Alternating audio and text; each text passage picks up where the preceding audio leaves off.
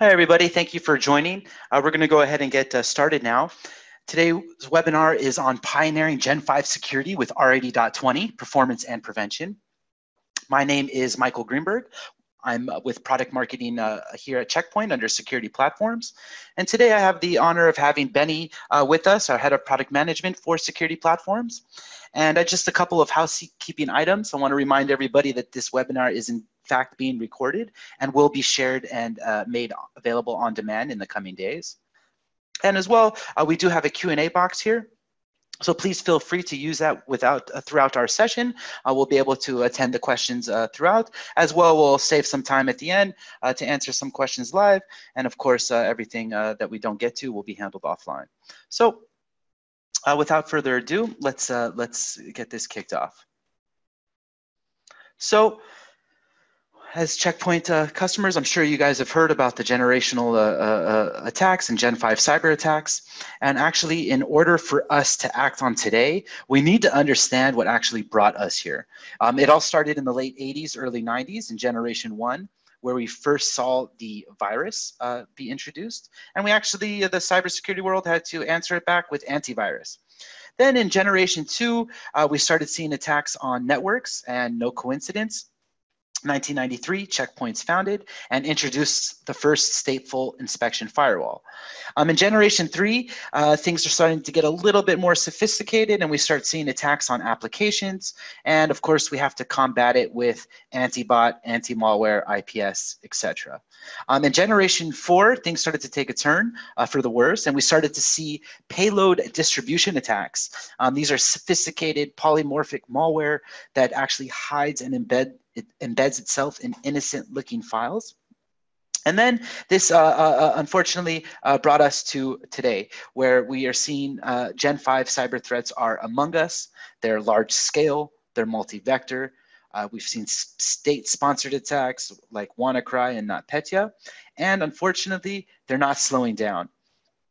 It's just important to note that most enterprises are protected for Generation 2 and 3, which is great.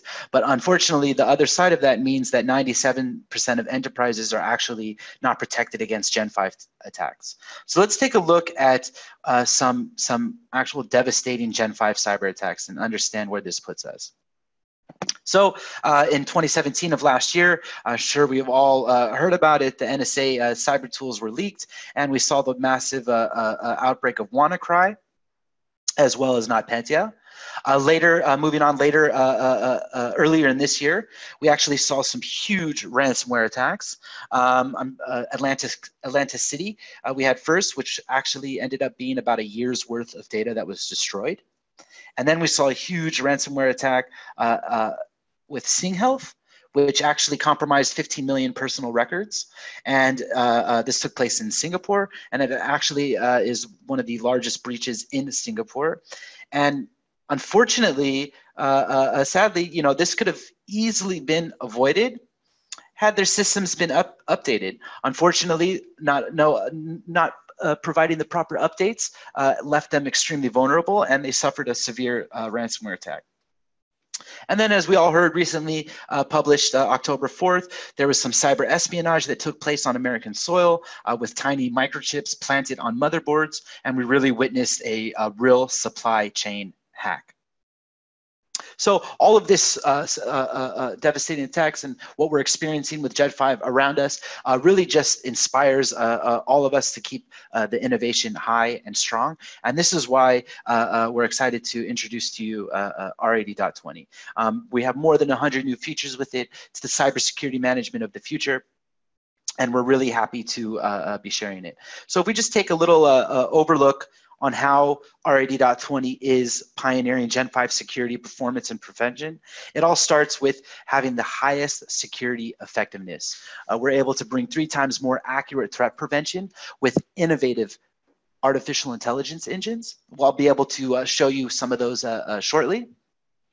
Of course, we have some groundbreaking performance in respects to encrypted traffic inspection. We're looking upwards of 60% on that performance, being able to inspect this traffic.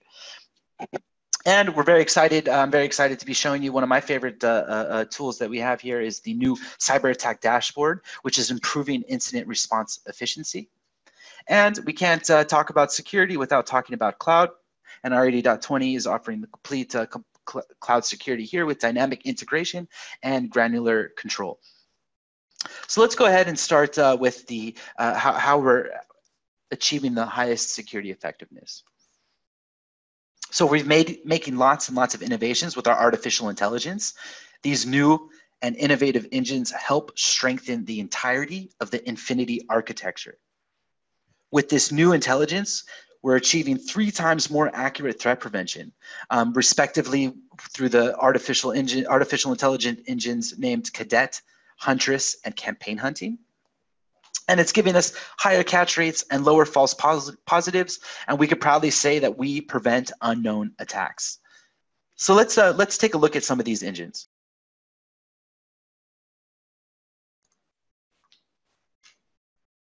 Okay, so the first engine I want to show you is Cadet, which stands for Context-Aware Detection. This is our newest AI-based technology that is being gradually introduced into our threat prevention these days. And to be all about prevention, you need to have detection. So detection capabilities are crucial for cybersecurity posture. If you have high false positives, you're going to have to be in detect. So Cadet is where we harness Checkpoint's unique visibility into all parts of the traffic in order to offer context-informed decisions. Our Infinity platform gives us access and visibility into all parts of the IT infrastructure: networks, data centers, cloud environments, endpoint devices, mobile devices. And rather than just inspecting an isolated element, we can look at the full session context. Did it come through an email, or did it come as a web download? Who's the sender? When was his domain registered? By who was it registered? And so forth. You get the picture. And we extract thousands of parameters from these inspected elements and its context. And using the Cadet AI engine, we're able to reach a single accurate verdict. And how accurate, you may be asking? Our testing so far shows a 2-fold improvement in our ability to detect a staggering 10-fold reduction in the false positive rate. These are not just nice mathematical results. In the instance, in the real life of cybersecurity, engine accuracy is key. The other engine I want to go ahead and show you is our Huntress engine. Some of you may be familiar with it. However, there has been some major improvements along with the release of R80.20. The purpose of this engine, okay, is to uncover malicious executables. This is one of obviously the roughest problems in cybersecurity. An executable by nature is allowed to do anything when it runs. It's not breaching any boundaries. So it's very difficult to determine if they're trying to do something bad. And on the other side, lucky for us, attackers are actually rarely, if ever, writing their code from scratch. So they are pulling from different resources, which means there's certain similarities to previously known malicious executables that are likely to surface in their new form, except they're going to be hidden to the human eye. However, a machine-driven algorithm is capable of a much broader analysis scope. We use our dynamic analysis platform, our sandbox, to let the executable run and collect hundreds of runtime parameters, feed them into the AI-based engine, and ask it to categorize the executable. The result, a dynamic engine capable of detecting malicious executables beyond what is seen through AV and static analysis. And in fact, 13% of the malicious executables we detect are based on findings solely from this engine. Those are malicious executables that if it wasn't for Huntress, we wouldn't have known to block. And here's the last one, campaign hunting. The goal of this engine is to enrich our threat intelligence with predictive IOCs, indicators of compromise. A human analyst looking at malicious elements can often trace back their origins and incriminate similar elements. For example, domains registered by the same person at the same time with the same lexicographic pattern. We used AI technologies to mechanize this analyst intuition. Our algorithms are now capable of analyzing millions of known IOCs and hunt for additional similar IOCs. So what do we get as a result? A new threat intelligence feed that offers first-time prevention to attacks we've never seen before. We've added this feed to the threat cloud some years back, and this graph here shows its unique contribution compared to other feeds. More than 10% of the attacks we block today are based on intelligence gained solely through campaign hunting. All of this is done with the power of AI in Checkpoint's threat cloud, and we're preventing over 3,000 unknown malicious attacks per week. As well, we're detecting over 400 unique malware on any given typical week. Now, this is the power that we're able to utilize with these new AI engines in R80.20. And with this highest security effectiveness, of course, we're going to receive groundbreaking performance. And with that, I have Benny here with me, who's going to take you through it. Benny, over to you. Thank you, Michael. So as many of you know, one of the benefits of working with Checkpoint software technologies products is that when we release new software releases introduce performance enhancements. And so basically, customers who had purchased a security gateway appliance get it with a certain performance on day one, but they get more out of the same box as software releases come out. So in R77.30, it was next generation firewall performance that was increased, and in R80.10, it was threat prevention by 30%. And now with the R80.20, we're treating what I refer to as the elephant in the room of network security, HTTPS inspection. So as many of you know, most of our traffic today is already encrypted. When we look at our SMP, Security Management Portal, that has around 200,000 small devices reporting to it, we see terabits of traffic, and about 70% of that traffic is over HTTPS. When we look at the Google Transparency Report, we find data that is well aligned. 69% of page loads on Windows are HTTPS. And so about 70% of our internet-facing traffic is over HTTPS, which means that it is encrypted. That's a huge thing because to inspect your encrypted traffic, you need to first obviously decrypt it. And that creates a significant performance challenge. That's why in R80.20, we put a lot of focus in that. And the first benefit in terms of performance is that we see 60% increase in encryption traffic inspection. That's due to a new software accelerated SSL engine that was developed also to accommodate acceleration cards, which will come up later. But these 60% are pure software acceleration. Beyond that, we've updated our testing conditions, and you can see in our data sheets 2.5 growth by 2.5 times in the performance figures. And when we're talking about connections per second, a lot of the scalability and modularity that was introduced into the software now shows 50 to 100% increase in connection rate in R80.20, and we'll cover all of that. So first, SSL.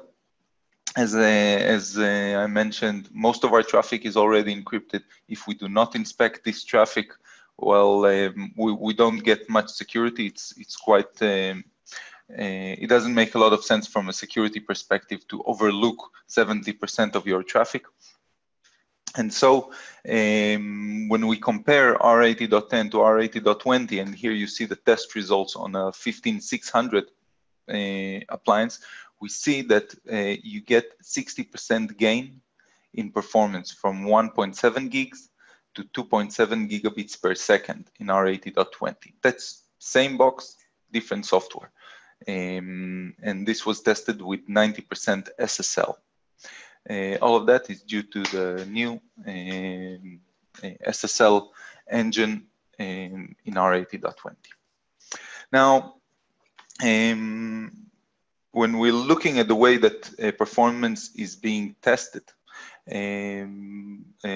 changes in the network must be, in our networks must be reflected also in the way that we test our performance. And that's exactly what we did, and we've updated our methodology to the enterprise testing conditions. You can see here very transparently the protocols and content types that we are using. They're realistic, they're well aligned with what we're seeing in customers' production environments, in RFPs, in those cases where customers define their traffic blend the way that they see it and they want us to test it. This is exactly what we're seeing there. And so for 2018, this is the right traffic blend for performance testing. When we see what other vendors in this industry are doing, you can see that we're using a very typical enterprise mix of protocols, while others are using either an undisclosed mix, or they're just using a synthetic HTTP only, no content, no real content type, nothing to inspect, very homogeneous transaction sizes. And we choose to be very transparent in this regard, share the protocols, share the content types, show you that they're realistic and with a variety of transaction sizes. But you know, that's not the first thing you should be aware of when looking at the performance figures in our industry. Unfortunately, there are a lot of vendors who tend to take all kinds of corner cuts in order to achieve better performance results. They do shortcuts on security. The first example is inspecting only the beginning of each connection. I think that the performance benefit of this kind of a trick is quite obvious, but it's very, very easy to evade such a security product. Just need to have the attack in the later part of the connection. And unfortunately, there's more than one vendor who uses this trick. All the things that you see here, by the way, in this slide, they're all based on vendor product documentation. We also tested it. And unfortunately, it's all things that are existing in our industry. There are vendors who have a special mode for inspecting only client to server traffic, so only one-way traffic, which means that the servers can communicate freely without any inspection. It enables malware to communicate freely with command and control, for example. And again, this is a security shortcut that will give you performance, but it's not a thing that you would like to have in a production environment. By the way, this mode is usually used only for POCs and datasheet performance testing. Another trick is just exclude large files from emulation.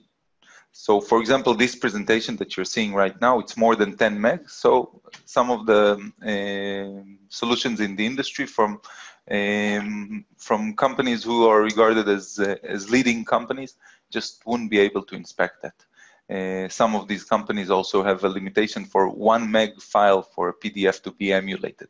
These are files that we see daily, on a daily basis, going through our threat cloud, and other vendors just wouldn't be able to inspect them. Last trick: if your device is under load, if the buffers are full, just bypass all security. This is very, very easy to evade. We have a video here, which I can share the link on the chat later, and show you. Just disable security when the device is under load. And again, these are all things that if you would look up the documentation of these vendors, you will see that if it's possible to disable it, it will come with a degradation in performance.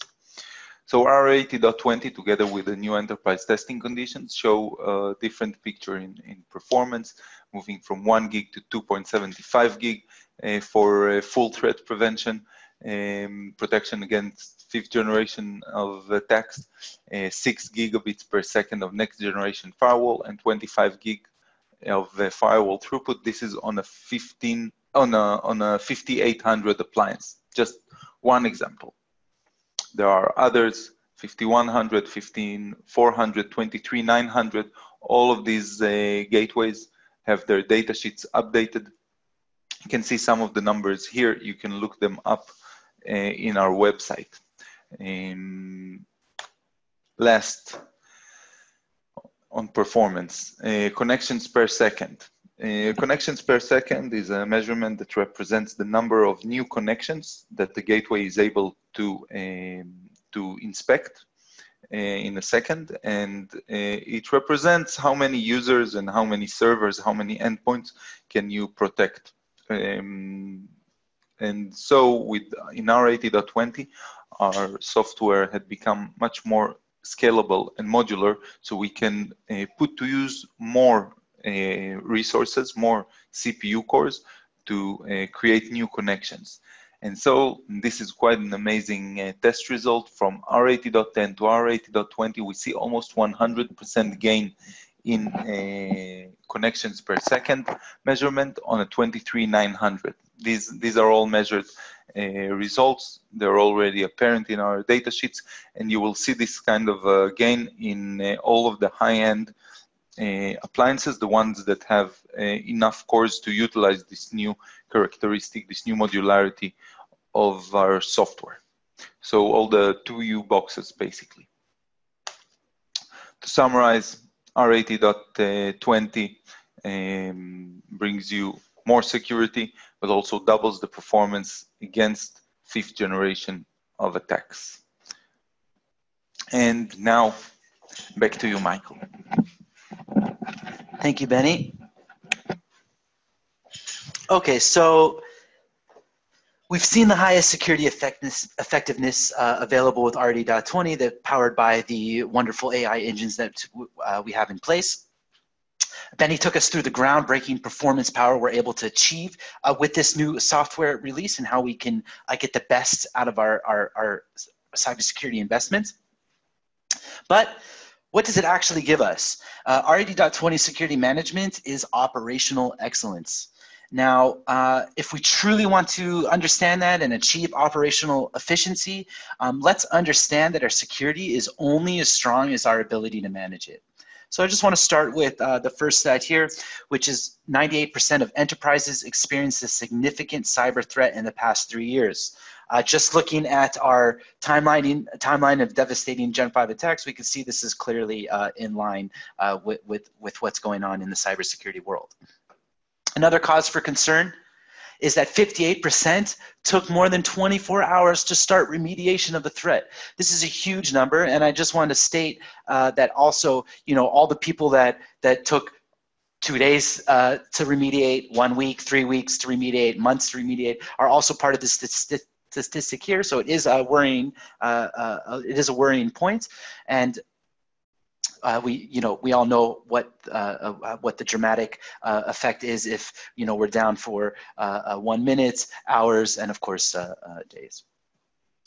And then perhaps the most concerning stat here, and we actually saw with Sing Health ransomware attack, it's only 23% are reporting their security teams are fully up to date. If you're not up to date, you're left extremely vulnerable, and this was the case in the recent ransomware attacks.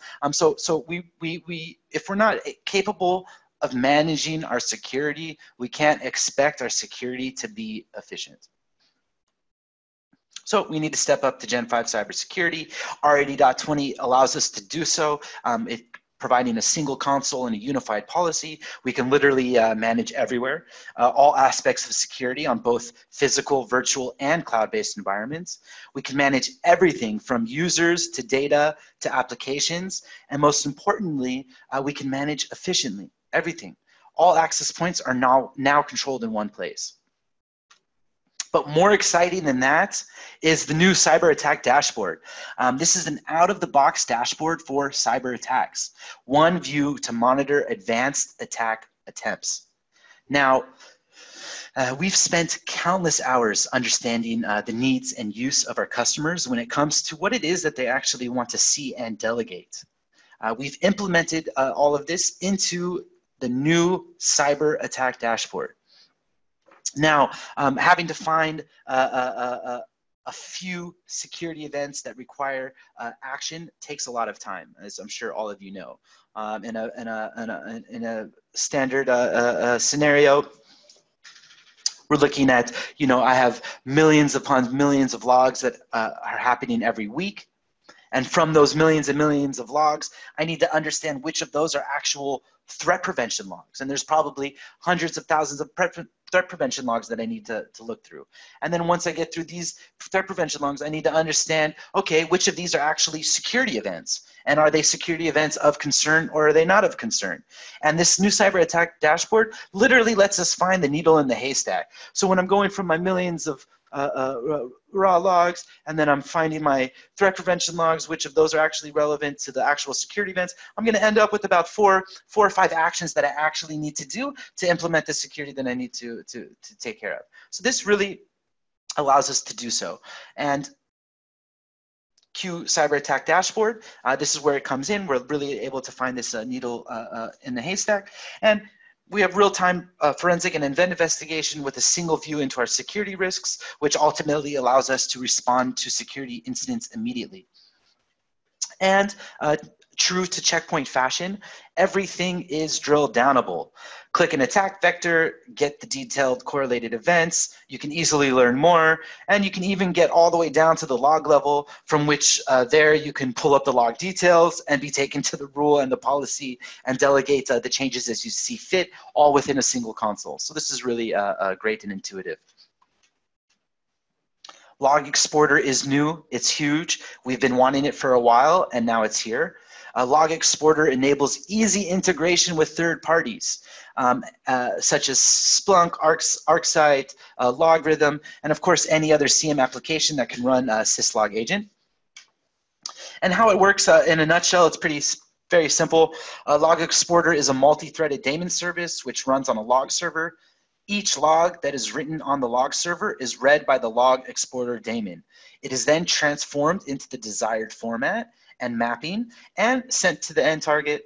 For multi-domain servers or multi-domain log server, if Log Exporter is deployed on several domains, each domain server has its own Log Exporter daemon service. And if you export the logs to several targets, each target has its own Log Exporter daemon. So it's very, very simple. It's extracting everything, reading all the incoming logs from the security gateway, easily transform them and adapt them to your CM format, and then you can easily and quickly export them and send the logs to a configured target server. Very simple. Multitasking in R80.20, one of my favorite things, and I know relieved a lot of headaches from our security admins and teams everywhere. Now, the greatest thing about it is I can open up multiple Smart Console sessions in parallel and easily switch between tasks. And the icing on the cake, the cherry on the cake, is that I don't need to publish or discard any unfinished work. Here I am working in my console. It's been a busy session. I'm at 99 policy changes when all of a sudden Dan reaches out to me with an urgent task that I need to open up port 22 for him. Great. The multitasking of R80.20 allows me to do so effortlessly. Simply, I know that I'm not ready with all the work that I've been working on, so I don't need to discard it, and I don't need to be forced to publish it, which is great. And I just open up another Smart Console session, and I begin to work. Logging and monitoring. We have unified logs for Security Gateway, SandBlast Agent, and SandBlast Mobile for simple log analysis. You also have the ability to export logs directly from the Security Gateway, something that was previously supported in R77.30. And we're not stopping there. R80.20 keeps on giving. We have lots of new management APIs. IOC, updatable objects, wildcard objects API, multitasking, show tasks, and purge revisions. We also have an online changelog in the API documentation. And all of these enhancements really streamline business operations for fast and efficient security control. Accessibility, we didn't leave that behind. You asked and we delivered. Your smart console now has and features color invert, which is great. And every operation can be found and executed using only the keyboard. And of course, values which the user is required to add are going to be clearly marked. I also want to mention, if you guys haven't been made aware of it, we have our new release cycles for security management. The most recent one being R80.20.M1. Now, our goal is to deliver frequent general availability releases directly for the security management. Each management feature release will include new enhancements to the user experience, as well as plenty of opportunities to implement new APIs and various improvements that are covering all aspects of cybersecurity. Checkpoint currently offers frequent release cycles for the Sandblast engine on the security gateways and the CloudGuard YAS controller. Starting with R80.20.M1, management feature release, we can now accommodate these engines with main train security management and APIs.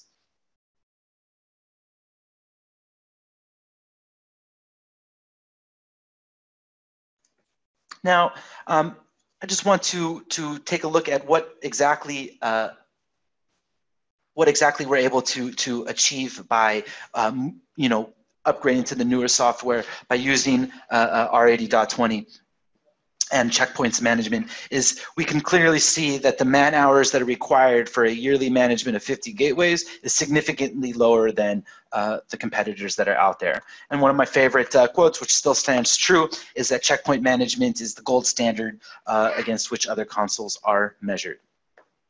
Now, as time tells, everything is in or on its way to the cloud, and R80.20 would not be complete without complete cloud security.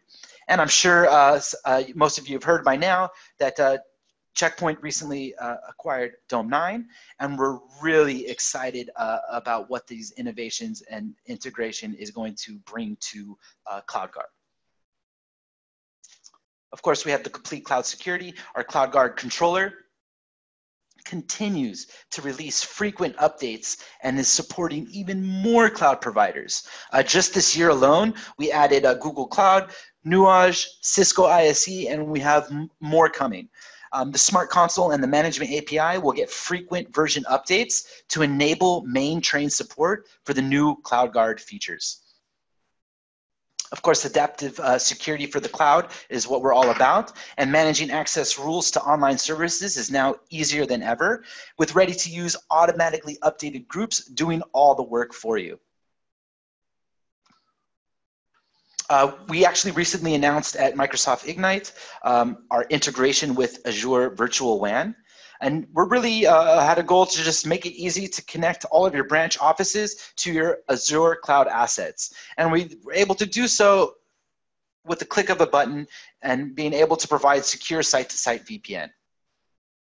Now, R80.20, cybersecurity management of the future, over 100 new features. I kind of want to share that with you a little bit and give you an idea of what we're talking about here.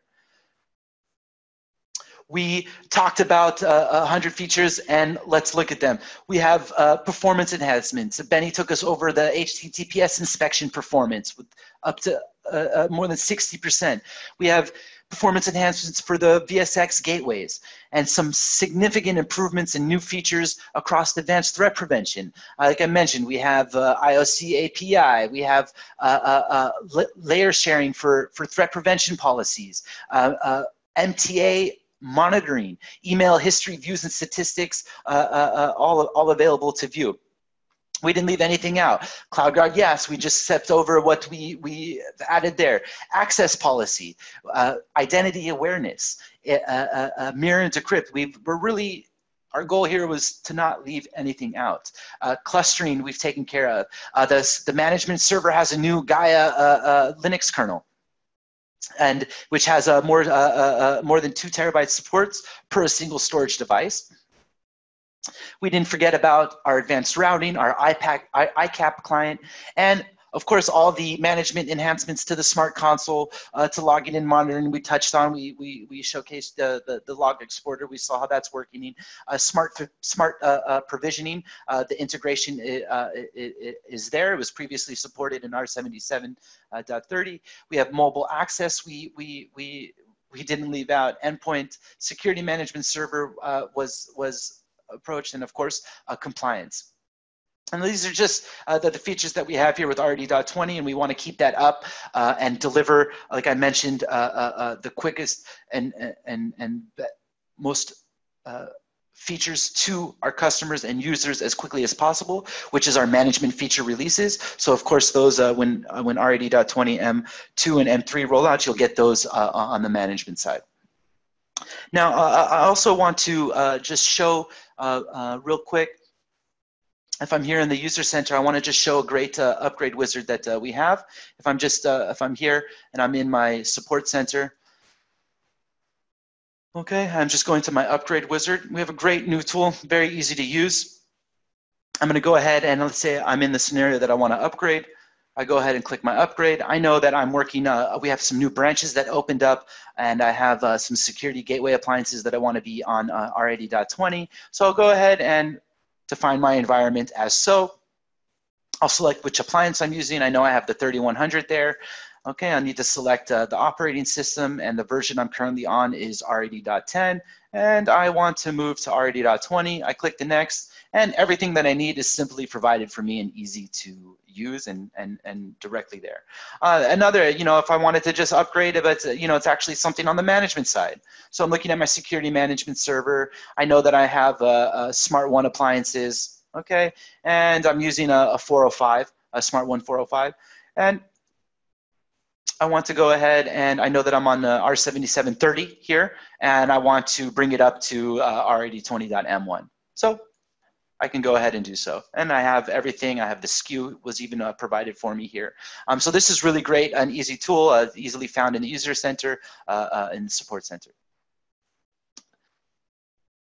So if I just had to summarize everything, if we're looking at the entirety of what we're looking at here, which is R80.20 cybersecurity management, whether it's our cloud, our mobile, our network, our endpoint, I have everything in a single console with easily being able to manage it all. I have the advanced threat prevention provided by our AI engines and our threat cloud that really allows us to achieve and pioneer performance and prevention for Gen 5. With that, I'd like to go ahead and open up our Q&A. We'll allow a few minutes for the questions to come in. We'll answer those that we can. And of course, anything that we don't get to will be addressed offline. I just want to remind everyone again that this indeed was recorded and will be made available on demand for you in the coming days. So let's see what questions we have.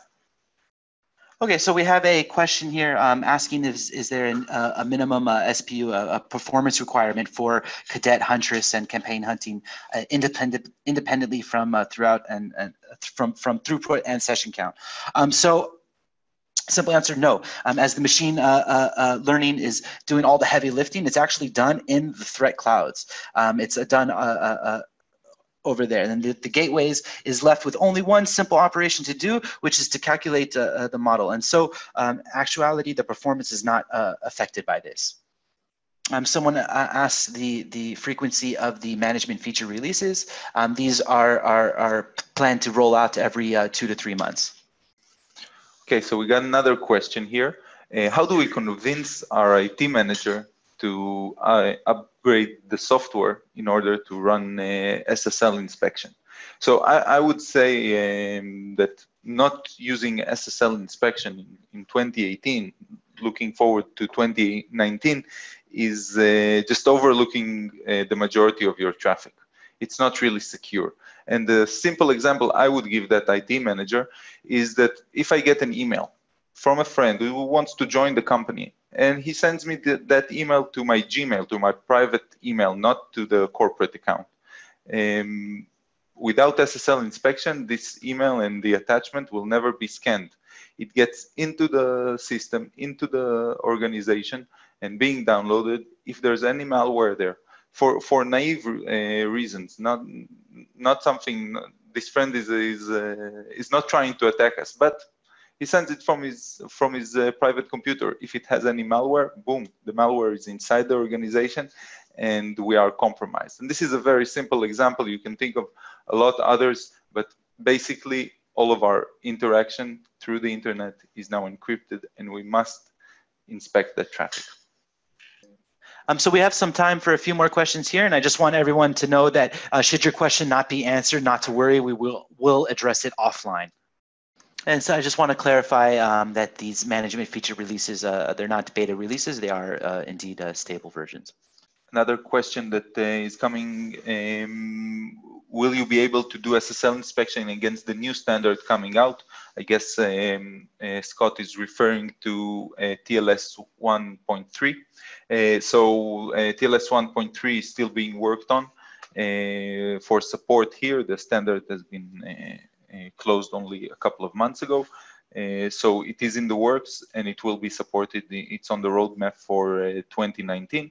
Today, there are very few sites who do not, who started supporting this new standard and do not support 1.2, which is the main standard being used. So in 2019, as the industry moves to 1.3, we will do so as well.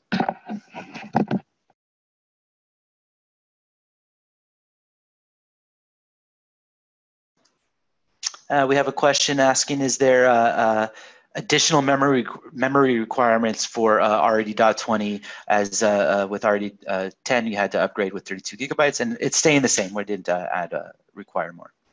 Okay, that is about all the time we have for today. I really do appreciate everybody joining the session, and just as a reminder, this was indeed recorded. It is going to be made available in the coming days. And please feel free to reach out to us if you have any questions. Of course, you can always join the conversation at Checkmates, where we have a great community and active community there to help you with your cybersecurity questions. Thank you so much.